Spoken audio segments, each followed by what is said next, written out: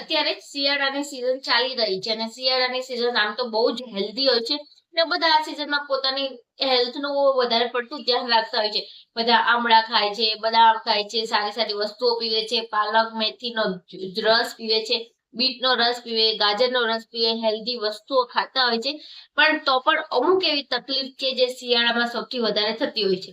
પહેલું છે તો ચામડીની તકલીફ, અને એનામાંથી બચવા માટે આપણે કયા કયા ઉપાય કરવા, કયા સ્ટેપ કરવા, એનો વિડીયો મેં ઓલરેડી આગળ બનાવેલો છે. બીજી સૌથી મોટી તકલીફ જે શિયાળામાં થતી હોય છે એ છે સાંધાનો દુખાવો. સાંધાનો દુખાવો થાય, હાડકાનો દુખાવો થાય, નસોમાં લોહી બરાબર ફરતું નથી, જેના લીધે નસોનો દુખાવો પણ થતો હોય છે. અને આ તકલીફ શિયાળામાં જ વધતી હોય છે. અને જેમ જેમ ઠંડી વધે ને એમ એમ આ તકલીફ વધવા લાગે છે. માટે જે લોકોને સંધિવા છે, જે લોકોને આર્થરાઇટિસ છે, એ લોકો માટે તો શિયાળાની સિઝન કાઢવી ખૂબ જ અઘરી હોય છે.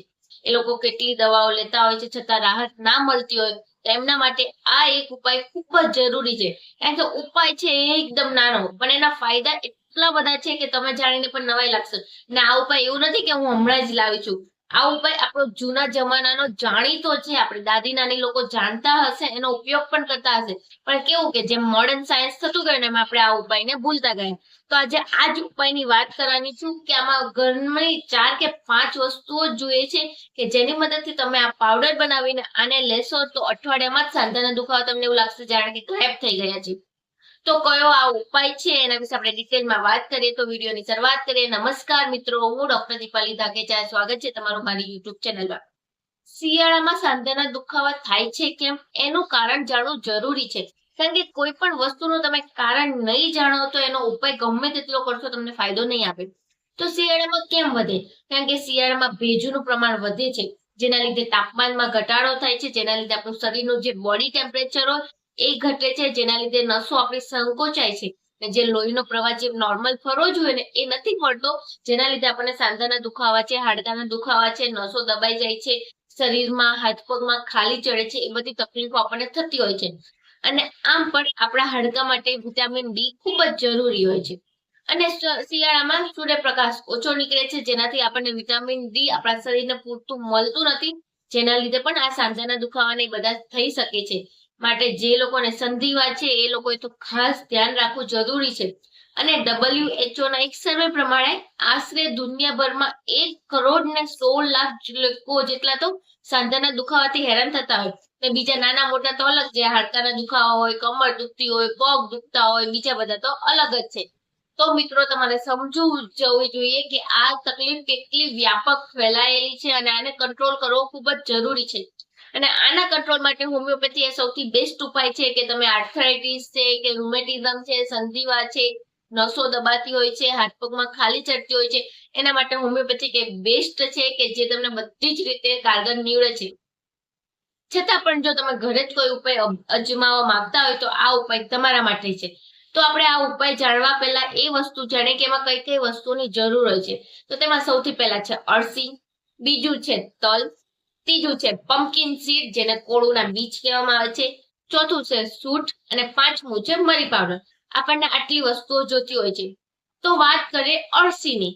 તો અળસીમાં સૌથી વધારે ઓમેગા 3 ફેટી એસિડ રહેલું છે. જે લોકો શાકાહારી છે ને એના માટે આ સૌથી બેસ્ટ સોર્સ હોય છે. કારણ કે ઓમેગા 3 ફેટી એસિડ આપણા સાંધાનું જે ગ્રીસ હોય, જે ચિકાસ હોય એને મેન્ટેન કરવામાં મદદ કરે છે. આમ પણ તેમાં ફાઈબર રહેલું છે જે આપણી પેટની તકલીફને પણ આરામ આપે છે. તો બીજું છે તલ. તેમાં દૂધ કરતા પણ વધારે પડતા પ્રમાણમાં કેલ્શિયમ રહેલું છે.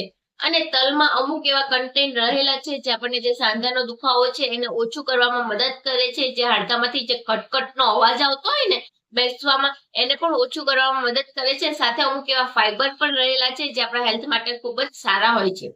તો નેક્સ્ટ ત્રીજું છે પમ્પકિન સીડ, જેને કોળુના બીજ કહેવામાં આવે છે. આ બીજ દેખાવે જેટલા નાના છે ને પણ ફાયદા એના એટલાક જ અનેક છે. આમાં સૌથી વધારે મેગ્નેશિયમ અને ઝિંક જોવા મળતું હોય છે. ને જેમ ઋતુ ફરે એમ આપણને જે રોગો થતા હોય છે ને એ રોગોને અટકાવવામાં પણ મદદ કરે છે. આપણી ઇમ્યુનિટીને પણ બૂસ્ટ કરવામાં મદદ કરે છે. માટે આનો ઉપયોગ કરવામાં આવે છે. તો નેક્સ્ટ આગળ વધીએ અને વાત કરીએ, ચોથું ઇમ્પોર્ટન્ટ ફેક્ટર એ છે સૂંઠ, જેને આપણે સૂકું આદુ કહેવામાં આવે છે. આ સૂકું આદુ કેમ લેવામાં આવે? કારણ કે આદુમાં જિંજેરોલ નામની પ્રોપર્ટી રહેલી હોય છે, જે એન્ટી ઇન્ફ્લામેટરી અને એન્ટી માઇક્રોબિયલ પ્રોપર્ટી ધરાવતું હોય છે, જે આપણે શરીરમાં જે હાડકામાં સોજો આવી ગયો હોય, સાંધામાં જે સોજો આવ્યો હોય એને દૂર કરવામાં મદદ કરે છે, આપણું લોહીનું પરિભ્રમણ વધારે છે અને શરીરમાં એક ગરમીનો સંચાર કરે છે, જેનાથી આપણે આ તકલીફમાં રાહત મળે છે. અને લાસ્ટ પાંચમું છે મરી પાવડર. મરી એટલા માટે ઉપયોગ કરવામાં આવે છે કારણ કે આપણે જે પણ આ બધું વસ્તુ લઈએ અને આપણા શરીરમાં જલ્દીથી એબ્ઝોર્બ થઈ જાય અને એના જે ફાયદા છે આપણને મળી રહે માટેમાં મરી પાવડર એડ કરવાનો હોય છે. અને લાસ્ટ છે ગોળ, કે સ્વાદ પ્રમાણે થોડો ગોળ એડ કરવાનો હોય છે, જેનાથી આપણને આમ પાવડર જે આપણે બનાવીએ એ આપણને ભાવે. તો હવે એને બનાવવાનો કઈ રીતે? કારણ કે બધી વસ્તુ માપસર લેવી ખૂબ જ જરૂરી છે, કારણ કે જો માપસર લેવામાં નહીં આવે તો એનો ફાયદો નહીં મળે, માટે ધ્યાનથી સાંભળજો. તો હવે લેવાનું છે 100 ગ્રામ અળસી, 40 ગ્રામ તલ, 40 ગ્રામ પમ્પકિન સીડ, 1 ચમચી સૂંઠ પાવડર, અડધી ચમચી મરી પાવડર અને 2 ચમચી જેટલો ગોળ લેવાનો છે. તો આને બનાવવા માટે સૌથી પહેલા જે અળસી છે, જે તલ છે, જે પમ્પકિન સીડ છે એને ડ્રાય રોસ્ટ કરી દેવાના, પછી એને મિક્સરમાં પીસી લેવાના. પછી તેમાં તમારે 1 ચમચી સૂંઠ પાવડર, અડધી ચમચી મરી પાવડર અને 2 ચમચી જેટલો ગોળ એડ કરવાનો છે. જો એડ સરખો ના થાય તો તમે મિક્સીમાં પણ એડ કરીને એનો પાવડર બનાવી એરટાઇટ ડબ્બામાં ભરી લો. પછી આને સવાર સાંજ જમ્યા પછી દૂધ કે પાણી સાથે લેવાનો છે. જો સવારમાં લેવાનો પ્રિફર કરો તો નાસ્તા પછી, અને જો રાતે લેવાનું પ્રિફર કરતા હોય તો રાતે સુવાના 10 થી 15 મિનિટ પહેલા આ પાવડર લો, કે જેના તમને અમેઝિંગ ફાયદા મળશે. તો મિત્રો આ શિયાળાનો બુસ્ટિંગ પાવડર છે કે જે તમને ગમે તે તકલીફ હોય એના માટે પણ સારો પડે છે. સાથે તમે જો જીમ વર્કઆઉટ કરતા હોય, હેવી ટ્રેનિંગ વર્કઆઉટ કરતા હોય તો પણ તમને આ પાવડર હેલ્પફુલ થઈ શકે છે. પણ આની સાથે સાથે અમુક બીજી વસ્તુઓ પણ ધ્યાનમાં રાખવી જોઈએ, જેમ કે શિયાળામાં રોજ 10 થી 15 મિનિટનું વોકિંગ કરવું જોઈએ, કુમળા તડકામાં બેસવાનું રાખવું જોઈએ કે જેનાથી આપણા શરીરમાં વિટામિન ડી મળી રહે. અને સાથે ડાયટમાં એવી વસ્તુઓ લેવી જોઈએ કે જેમાંથી કેલ્શિયમ અને વિટામિન સૌથી વધારે પડતા પ્રમાણમાં મળી રહે, જેના લીધે આપણા શરીરમાં કોઈ પણ મિનરલ કે વિટામિનનું કુપોષણ ના થાય અને આપણને એના ફાયદા પણ મળી રહે. તો મિત્રો આ પાવડરના ફાયદા છે, સાથે અમુક સાવચેતીઓ પણ રાખવી જોઈએ, કે જેમ કે જે લોકોને ડાયાબિટીસ છે એ લોકોએ આ પાવડર નથી લેવાનો, કારણ કે જો આ પાવડરમાં રિફાઇન્ડ સુગર કે તમે ગોળ એડ કરશો તો એ ડાયાબિટીસના દર્દીઓ માટે નુકસાનકારક નીવડે છે. અને આમાં રિફાઇન્ડ સુગર તો બિલકુલ એડ નથી કરવાની, ગોળ જ એડ કરવાનો છે. પણ તો પણ ડાયાબિટીસના દર્દી હોય તો એ લોકોએ આ પાવડર લેતા પહેલા પોતાના કન્સલ્ટિંગ ડોક્ટરને વાત કરવી ખૂબ જ જરૂરી છે. સૌથી બીજી મેઇન વાત, કે જે લેડી પ્રેગ્નેન્ટ છે એ લોકોને આ પાવડર નથી લેવાનો, કારણ કે એ લોકોને આ પાવડર ગરમ પડવાની શક્યતા રહેલી છે. માટે જે લોકો પ્રેગ્નેન્ટ છે, જે લેડી બ્રેસ્ટ ફીડિંગ કરાવે છે એમને આ પાવડર નથી લેવાનો. જે લોકોની લાંબા ટાઈમની કોઈ પણ દવા શરૂ છે એ લોકો આનો અડધી ચમચી જેટલો ઉપયોગ જ કરી શકે છે. બાકી આનો વધારે પડતો ઉપયોગ એ લોકો માટે પણ હિતાવહ નથી. બાકી નાના મોટા બધા જ વ્યક્તિઓ આ પાવડરનો ઉપયોગ કરીને પોતાની હેલ્થને શિયાળામાં એકદમ બુસ્ટિંગ રાખી શકે છે. અને આ પાવડર એ એનર્જેટિક પાવડર છે કે તમે પીશો એટલે તમને શરીરમાં એનર્જી ફીલ થશે, જેના લીધે શરીરમાં તાપમાન વધશે, આપણું શરીરનું જે ગરમી હોય એ વધે છે, જેના લીધે તમને શિયાળામાં સુસ્તી નહીં આવે અને તમે તમારા બધા જ કામ આરામથી કરી શકો છો.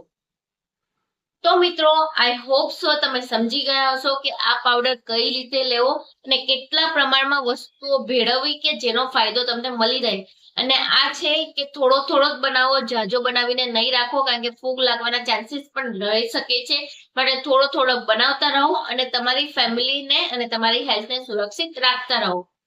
મિત્રો મારી એક ખાસ વિનંતી છે કે હમણાં યુટ્યુબ બધાને નોટિફિકેશન નથી મોકલતી, બાકી અમે દર 2 દિવસે નવા વિડીયો મોકલીએ છીએ. માટે તમે ચેનલને વિઝિટ કરીને દર 2 દિવસે નવા વિડીયો કયા આવ્યા છે એ જોતા રહો, કે જેનાથી તમે તમારી હેલ્થને સુરક્ષિત રાખી શકો.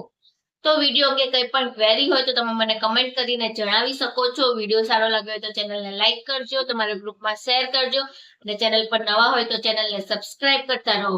અને હવે નવી ને નવી માહિતી જાણતા રહો અને પોતાની હેલ્થને એકદમ સુરક્ષિત રાખતા રહો. અને જો તમે આ સાંધાના દુખાવા કે આર્થરાઇટિસ કે રૂમેટિઝમમાંથી સંપૂર્ણપણે રાહત મેળવવા ઈચ્છતા હોય તો હોમિયોપેથી એનો એકમાત્ર ઉપાય છે. અને મારા એવા ઘણા બધા દર્દીઓ છે કે જેને હોમિયોપેથિક દવાથી આ બધી તકલીફો આરામથી દૂર થતી ગઈ છે અને ફરી પાછી એ લોકોને તકલીફ આવી પણ નથી. તો તમે આજે નીચે ગયેલા નંબર ઉપર જરૂરથી કોન્ટેક્ટ કરીને આ તકલીફમાંથી રાહત મેળવો. તો મળીએ નવા વિડીયોમાં નવી માહિતી સાથે. ત્યાં સુધી બધા ખુશ રહો, તંદુરસ્ત રહો.